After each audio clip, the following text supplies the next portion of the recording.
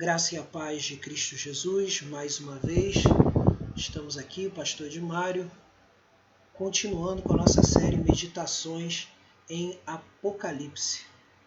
Meditações em Apocalipse, e dessa vez eu começo a nossa explicação a partir das 7 cartas, as 7 cartas às 7 igrejas do Apocalipse. E essas 7 igrejas, como temos visto, cada uma delas, Jesus Cristo vai se dirigir a elas com uma mensagem diferente. E a gente pode perceber que em cada uma dessas cartas, conforme a gente for ler agora o texto, cada uma delas tem alguns elementos importantes. O primeiro deles é o seguinte, é uma mensagem em que Cristo se revela especificamente para essa igreja. A segunda, em que Cristo faz um elogio acerca da posição da igreja, e depois uma palavra de correção a essa igreja, e depois dessa palavra de correção, uma recompensa encorajadora para ela. Então, cada uma dessas igrejas terá uma mensagem nesse sentido, sendo que as igrejas de Esmirna e Filadélfia não receberam nenhuma crítica, nenhuma correção, porque elas foram encontradas, assim, digamos, fiéis nesse sentido. E a única igreja que não recebeu nenhum elogio foi Laodiceia.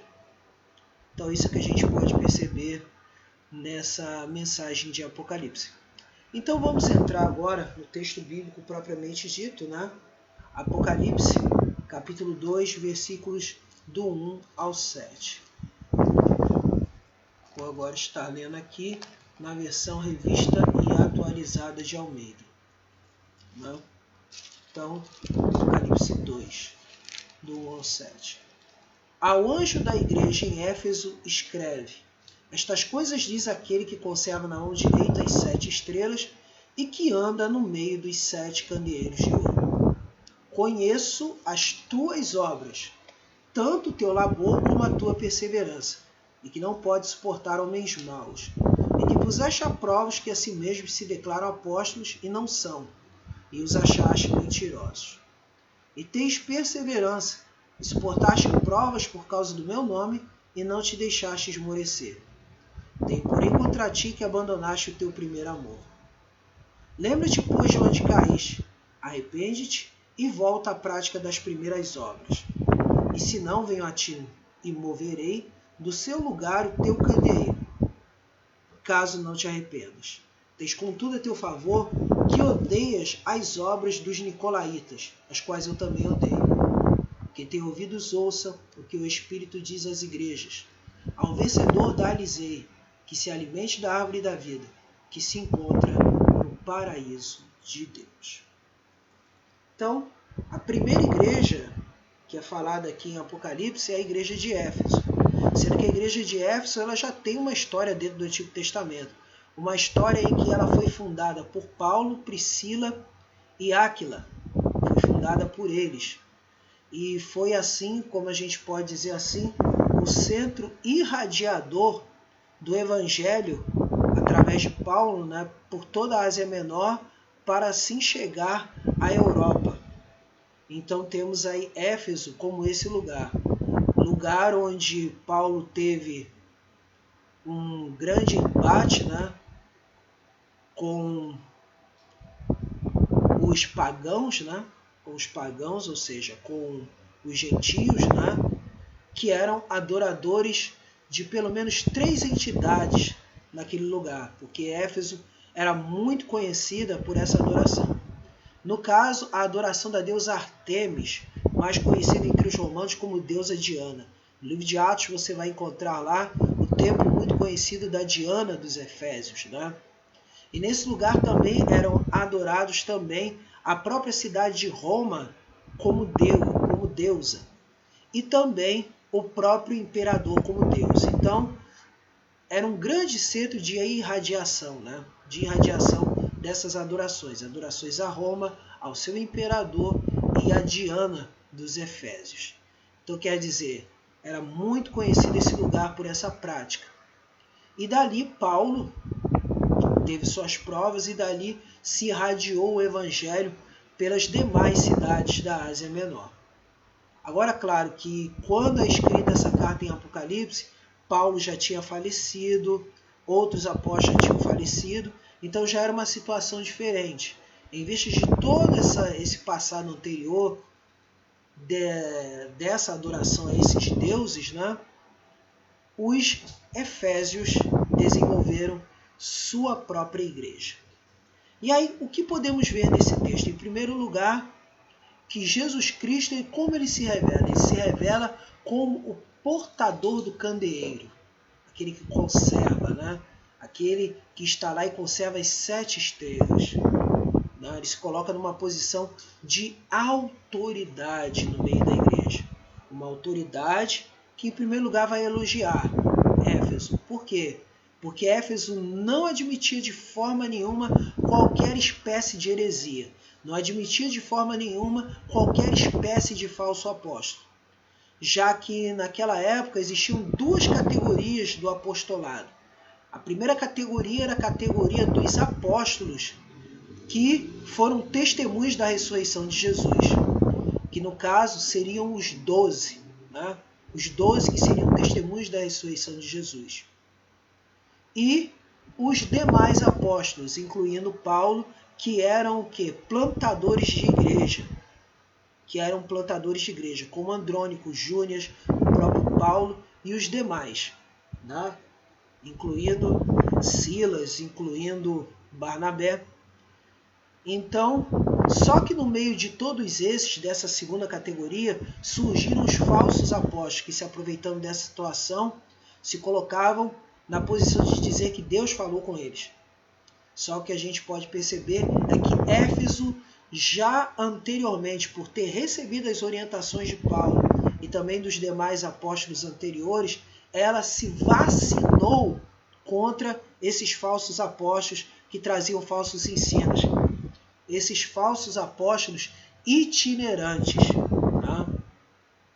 Então esse é o elogio que Cristo faz a essa igreja, né? Dela não admitir de forma nenhuma a presença de falsos mestres, a presença de heresias no meio do seu povo. Eles eram extremamente zelosos, eles zelavam por uma pura doutrina do Evangelho. Por outro lado, por esse excesso de zelo, eles acabaram se esquecendo de uma coisa fundamental: o amor ao próximo.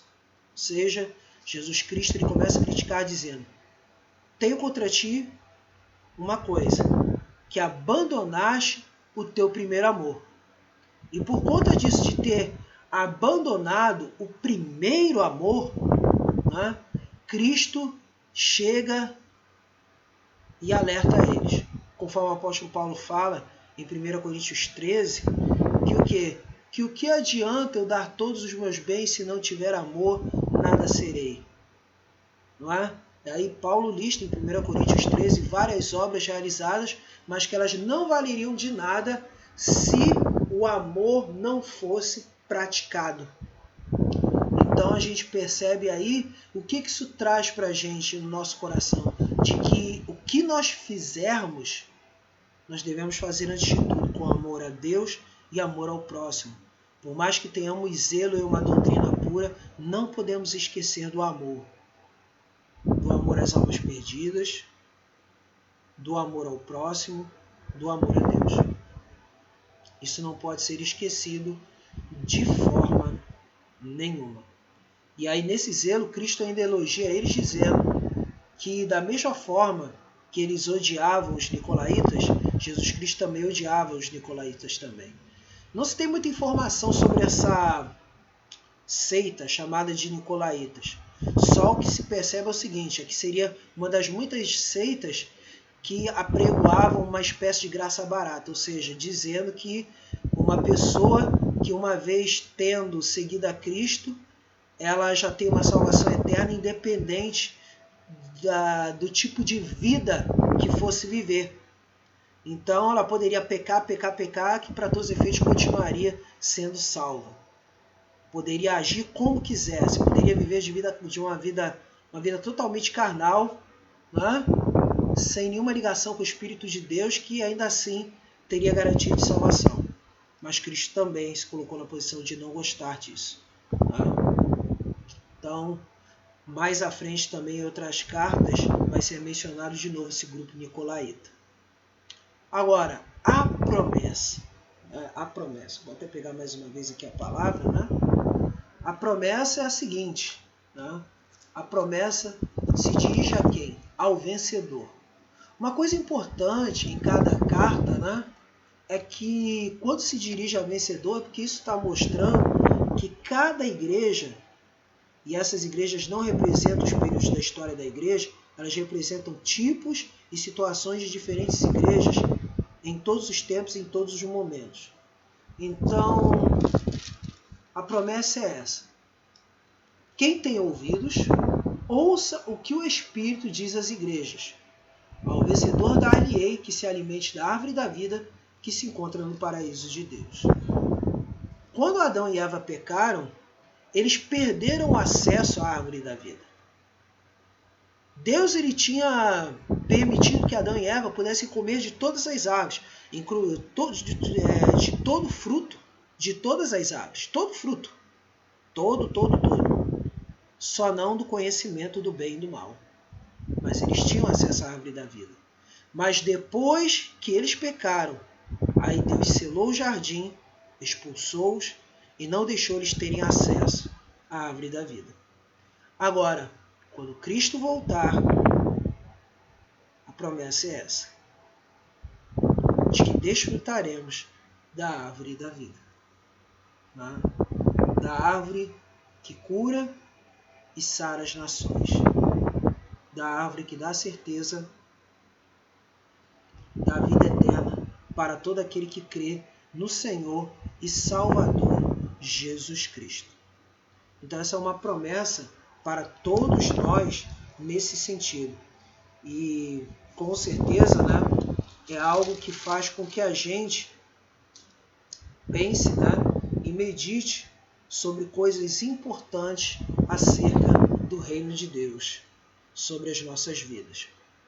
Então, a promessa é essa, a árvore da vida. Vamos orar mais uma vez, né? E que cada um de nós possa meditar em viver verdadeiramente o amor que vem de Deus. Nosso Deus e nosso amado Pai, muito obrigado por essa noite, muito obrigado pela Tua graça, muito obrigado, Senhor, pela oportunidade de estarmos compartilhando da Tua palavra, Deus. Por isso, que não sejamos como Éfeso, Senhor, excessivamente zelosos na doutrina, esquecendo do primeiro amor. Mas, por outro lado, não podemos também, mesmo vivendo o primeiro amor, não podemos também esquecer da boa doutrina. Devemos viver em equilíbrio. Então, nos ajuda, Deus, a vivermos em equilíbrio rejeitando toda a doutrina errada que nos leva a pecar, mas também, ao mesmo tempo, estarmos atentos a não esquecermos do amor ao nosso próximo, do amor, Senhor, a Ti, do amor que é justamente o caminho sobremodo excelente que nos leva a viver a Cristo. Muito obrigado, Senhor. Dá-nos uma noite de bênção, em nome de Cristo. Amém. Amém. Curta, compartilhe, inscreva-se nas nossas redes sociais. No YouTube, no canal Pregador Fiel de Cristo, e acompanhe nos Facebook e Instagram. Deus abençoe, em nome de Jesus.